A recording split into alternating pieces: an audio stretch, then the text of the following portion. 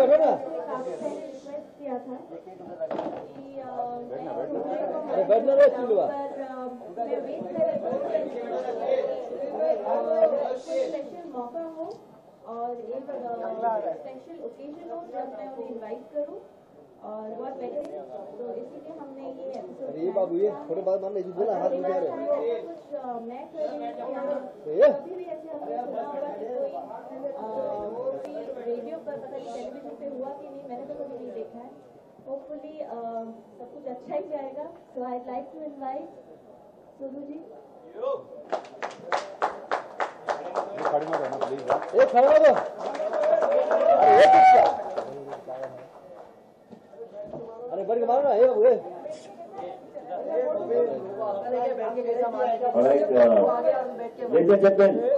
सारे सवाल पूछने का मौका आपको मिलेगा। मैं चाहता हूं कि पहले सोनू जी और मधुरिमा जी के लिए एक बार जोरदार ताली होता है। सर आपसे जानना चाहेंगे कि जब सवालों के आप तक आगे गए तो उन पन्नों पर बात करना कैसा रहा सर? अभी तो हुआ जी जी जी। मैं इनकी हिम्मत की बात देता हूँ कि इन्होंने वैलेंटाइन डे के मौके पर और खासतौर से अपनी शादी की 12वीं सालगिरह के मौके पर मुझे यहाँ बुलाने की पब्लिक की हिम्मत की है, क्योंकि एक अमूमन किसी थर्ड पर्सन से विवाह के बारे में या यार मोहब्बत के बारे में पूछना आसान काम है, लेकिन the very second person in your life उससे पूछना और आंतरिक बातें पूछना, व्यक्तिगत बातें पूछना, संवेदनशील बातें पूछना, ये थोड़ा सा मुश्किल काम है। और मुझे पूरी उम्मीद है कि ये जो चुनौती इन्होंने अपने आप ऊपर ली है उस पर ये पूरी खरी उतरेंगी। मैं बहुत नर्वस हूँ। शायद मैंने काफी सारे इंटरव्यूज किए कुछ पन्ने जिंदगी के लिए, पर आज मैं वाकई बहुत ही ज्यादा नर्वस हूँ।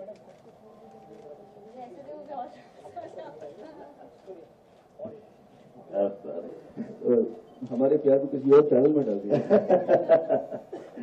मैं चाहता हूं कि सभ्या यहाँ पर वेलकम करें सोनू जी को और मधुरिमा जी को 92.7 बिग एफएम की ओर से। हमारी स्टेशन हेड नीति जी से मैं निवेदन करता हूं कि ये बुके प्रेजेंट करें 92.7 बिग एफएम की ओर से।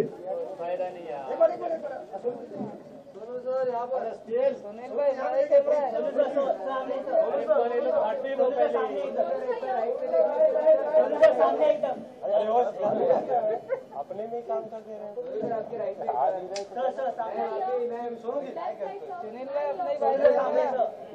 थोड़ा नीचे हो जाना बाबा। अरे बैठ जाओ।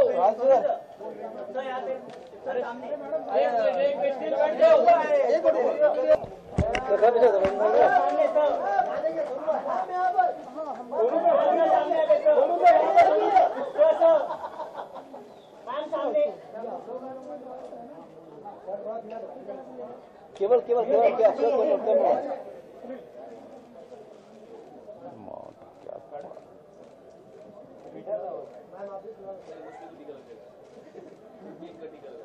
बस हो गया, अभी पीछे आ जाओ। तो थैंक यू। थैंक यू हाँ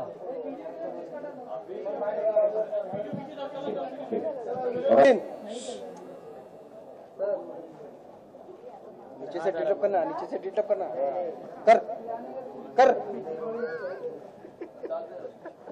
कैमरा दे रहा ना इसमें। चलो बाइट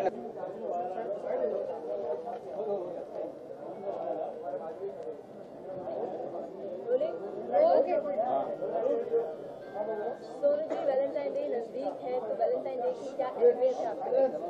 जरा चुप हो जाए सब।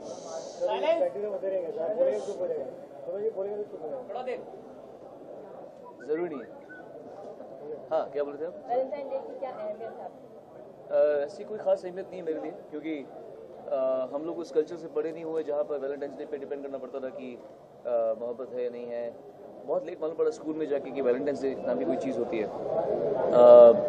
ये चांस की बात है कि हमारी जो एंगेजमेंट हुई थी वो 14 फरवरी को हुई थी और 15 फरवरी को हमारी शादी हुई थी 2002 में। उसके अलावा वैलेंटाइंस डे की कोई मेरे लिए खास महत्ता नहीं है। प्यार है तो है, वो किसी भी दिन है, और नहीं है तो फिर कभी भी नहीं है। मधुरिमा, आप क्या कहेंगी?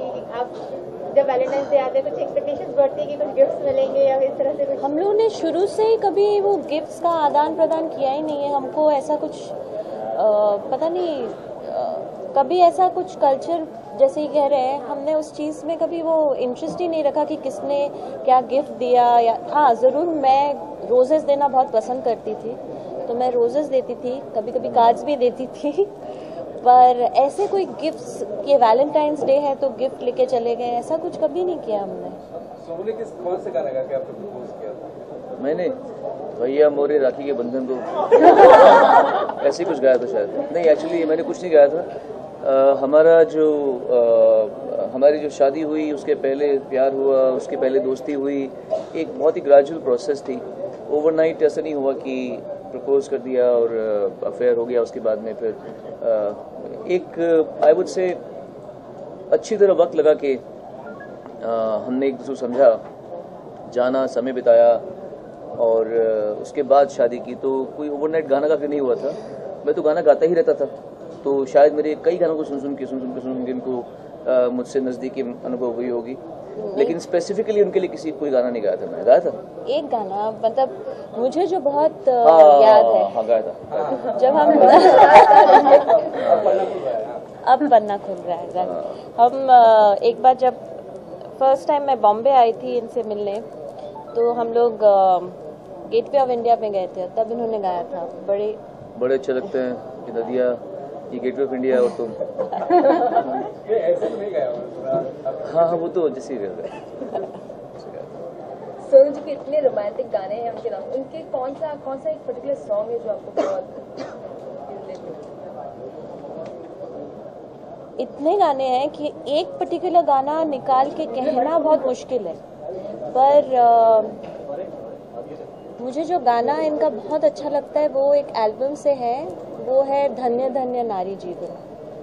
वो क्लासिकली माइल एक एल्बम है, उसका वो गाना जो है मुझे बहुत पसंद है। क्योंकि अरे फेमिनिस्ट गाना नहीं पूछ रहे, रोमांटिक गाना पूछ रहे। रोमांटिक गाना बता। मुझे वो गाना पसंद है। उस गाने में महिलाओं की इज्जत की बात होती है, वो तो ठीक है, वो अलग बात है। वो रोमांटिक गाना पूछ रही है, रोमांटिक गाना बताओ।